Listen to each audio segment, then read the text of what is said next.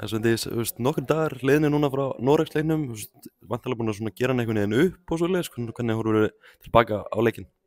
Já, það var svolítið erfitt að sætta sig við 1 stig þarna strax eftir leik en við höfum verið að skoða klippur úr leiknum og fara aðeins yfir hann og það er allt bara frekar jákvætt. Við erum að verjast vel og erum að komast í góð færi líka, það er bara það að nýta færin sem við fáum. Margt jákvætt sem við getum tekið með úr þeim leik. Já, heldur betur, bara eins og ég segi, erum að verjast frábærlega og erum ekki að gefa mikið að færum á okkur eða þær eru allavega ekki að spila í gegnum okkur og við einu færi sem þær fá eru einhver mistök frá okkur þannig að það er jákvætt að við séum mjög góðar að verjast og erum svo líka að búa til ágætis færi. Já. Var súrt að fara á kottan á föstudagskvöldi eftir öll þessi færi sem við fengum?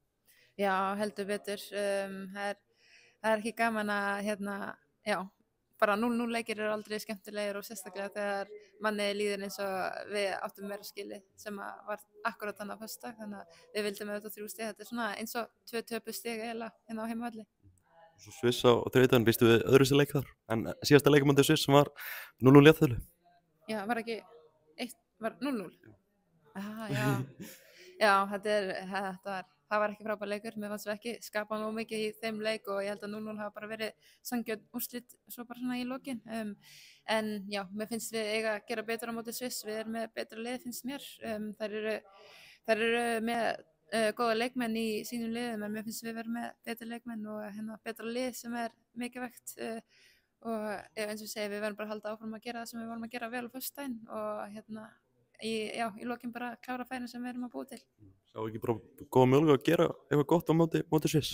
Jú, heldur betur, ég held að við getum varist virkilega vel og höldum 0-inu og svo setjum við einhver mörk í leikinn og vinnum.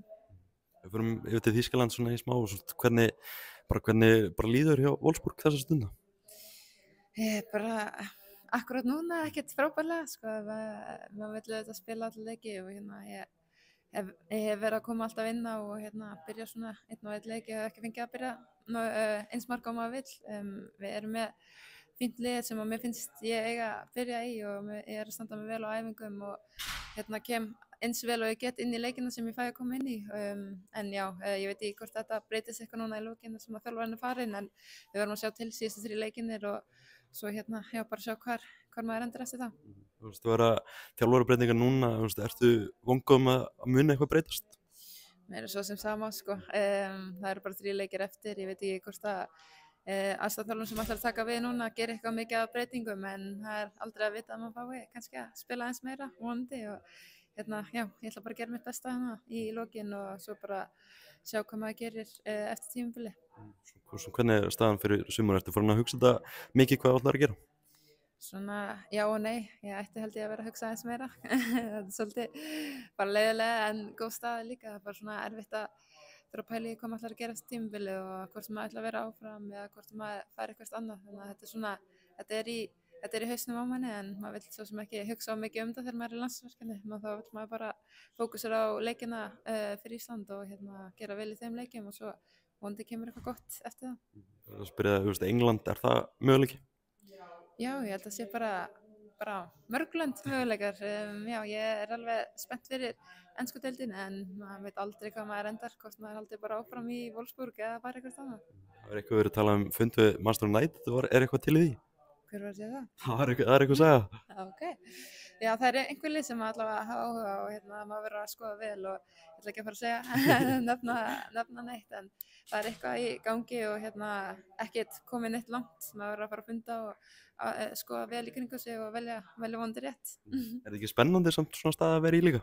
Jú, mjög spennandi en mjög erfitt líka, maður verður að hugsa þetta vel og auðvitað mun maður bara taka það ákvörðun sem hentar manni á þeirri stundu og vona svo bara að það komi eitthvað gott út af því.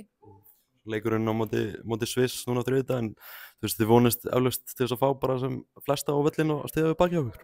Já, auðvitað, þetta skiptir okkur miklu máli að fylla stúkuna og sérstaklega þegar hún er svona lítil, þá vill maður alltaf bara öll sæti séu bara allt sé fullt í stúkunni og þetta er fínasta stúka og er mjög myndast góð stemming ef hún er full, þannig að maður vill auðvitað sjá sem flesta og vonandi ná að fylla hún aftur. Takk fyrir þetta, Svandís, og gangið vel.